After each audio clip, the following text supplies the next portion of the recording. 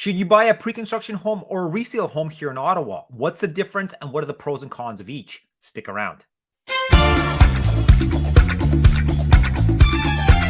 Thanks for tuning in. My name is Andre with the Meadow Group, and if you're finding value in these videos, consider subscribing and hitting that like button. As well, if you'd like to book a buyer consultation or a seller consultation, or simply chat about real estate here in Ottawa, there's a link in the description below. When purchasing a property, there are most notably two different options: pre-construction and resale. This applies to both freehold and condo options. There are advantages and disadvantages to each type of property, and we'll talk about both and help you determine whether a pre-sale or resale purchase will be best for you. First, let's break down the two types of property. The definition of a pre-construction property, aka a pre-sale, is a property that you are purchasing before it has finished building. It's quite common for a pre-sale to be sold before the permits are even received from the city, and move-in dates can be anywhere from 1 to 3 years away from when the official sales are open to the public. In this case, the buyer would be purchasing directly from the builder. A resale property means that the home is already built and is move-in ready. In this case, you're purchasing from someone else who has already lived in the property. Resale homes consist of the majority of the market today. This type of home is tangible, and that means you can see whether you're buying as you're able to walk through and feel the atmosphere, layout, the comfort of the bedrooms, living room, and kitchen. With a resale home, you're able to move in pretty much any time that you can negotiate with the seller, also known as the closing date. It could be anywhere from 30 to 120 days, depending on the circumstances. The mortgage process for resale is pretty straightforward because you're focusing on the current interest rates, your current income, and you know exactly what your monthly payment will look like. You don't need to worry about the market shifting or any possible upcoming changes. The deposit for resale can be as low as 5% of the purchase price of the property and is due one time. This amount is much smaller than the pre-sale deposit structure. Resale homes are also more affordable because of the smaller deposit and because these homes come in different categories and age of when they were built, giving consumers a more affordable option based on their current budget at hand.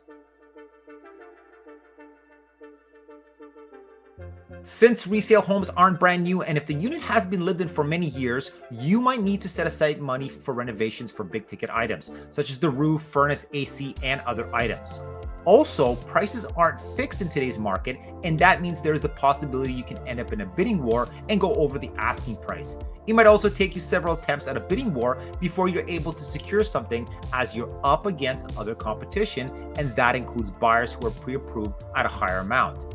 In reconstruction homes, the final purchase amount is fixed. Since you will be the first owner of the home, you will have the option to customize certain things, such as appliances, color schemes, cabinetry, and flooring. These are all benefits to the owner and can help raise the value of your home, especially if you plan on selling in the future. Typical deposit structure is due over a period of time, and that means this is also a benefit rather than just giving a large deposit all at once. For example, first deposit can be done on day of signing, then second deposit 30 to 60 days, and so on. Property transfer tax is also lower than resale, and if you qualify for the exemption, this will allow you to purchase at a higher amount. This property is not tangible, meaning you are buying based on a floor plan without seeing the finishes, the layout, or the exterior of the home. All the measurements that the builder provides are estimates and subject to change, so you'll never be 100% sure of what you're purchasing. There are risks with mortgage rule changes or a spike in interest rates. What if you lose your job, or if the government imposes a new tax or mortgage rule that will affect your purchasing power? It's also considered risky because you can't lock in your rate with your lender at the time of purchase, only when it is completed. And if you're thinking of switching jobs, this might not be the best option for you. Deposits typically can up to 10 to 15% of the purchase price depending on the builder's deposit structure. And for most, that's a lot of money up front to be saved, whereas resale is usually a one-time deposit of minimum 5% of the purchase price.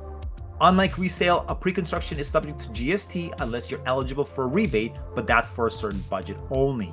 The move-in date is not set, and move-in dates can be longer with some of the supply issues we currently have that forces the builders to take longer than needed. And if you need to sell your current home to purchase the pre-sale, it can be hard to align the dates perfectly, as builders have rights to delay occupancy. For resale, we have bidding wars, and for pre-sale, we have lineups, sometimes days on end just to get in and grab a lot. Supply issues and lack of inventory to satisfy the current demand exist for both types of properties. Typically for first-time home buyers, it's often recommended to buy resale as the safest option. It's important to find a property that matches your goals, lifestyle, and is comfortably within your budget. I always get asked if resale is a good investment, and if the property is in the right location and has good market growth potential, not to mention the amazing appreciation that we've had in the last couple of years, then definitely yes.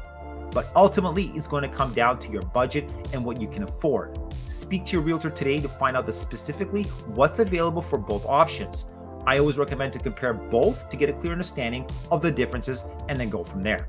Thanks so much for tuning in. If you have any questions or would like to chat on a specific area in Ottawa, just send me a DM and I'll make sure to reach out to you personally. Have a great day and see you in the next one.